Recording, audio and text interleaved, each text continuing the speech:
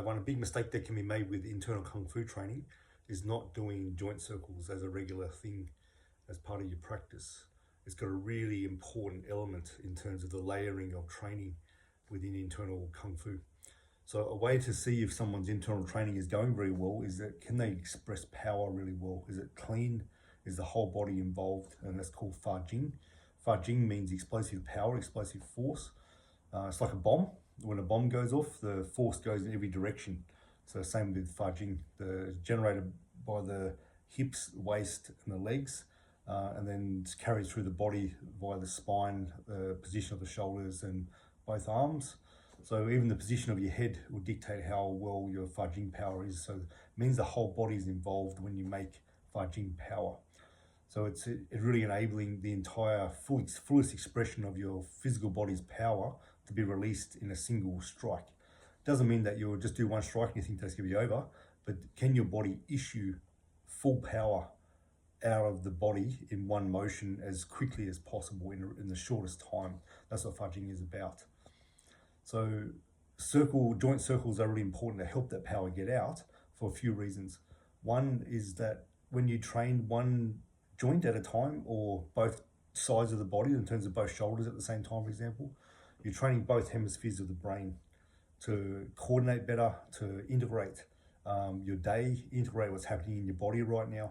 You're training all that to happen, so the body over time rewires as a part of joint circles. And number two is that you're able to feel how tense your body is, especially around certain joints or certain regions of the body. It's very common for tension to be in the body. You're able to unwind that and become much more relaxed in your body and more relaxed disposition as a person too. So you're able to release tension in joints. When you release tension in joints to a certain point, you're able to then be faster when you move. So when you're moving for performance, for martial arts, for Fa Jing ability, that kind of thing, you're able to move more efficiently. There's better economy of motion because you don't have so much tension to push through all the time. And three, this is probably the biggest one, and I probably should have started with this one. Three is that when you're doing increasing of potential within your body, so actualizing potential in the body in terms of power, strength, speed, that kind of thing, you're essentially increasing performance.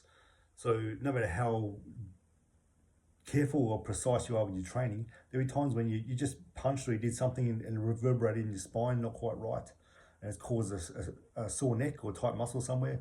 You got a sore neck for a week. That kind of right neck sort of situation can last about a week, and it just goes away even without treatment. But it doesn't mean that the muscle spasms in the spine have got rid of, so there can be still compensation patterns in your body.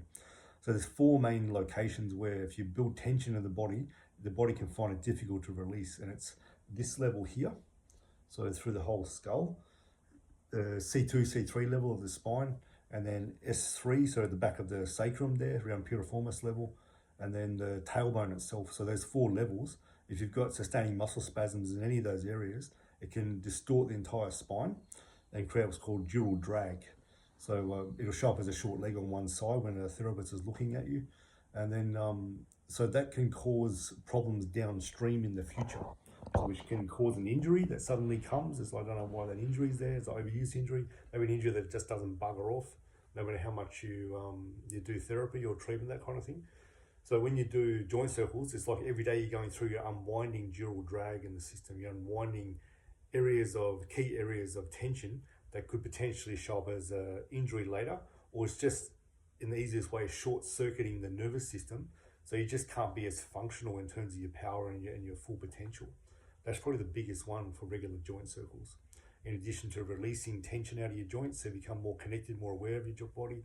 When you want to make power in your body, you need to have every single joint in the body freely able to move, especially all the vertebrae in the spine. So joint circles help that to happen. So we do that regularly, like you're unwinding layers and layers of tension and building layers and layers of neural interface connection. That's really important. So don't overlook the joint circles. It's a mistake if you do.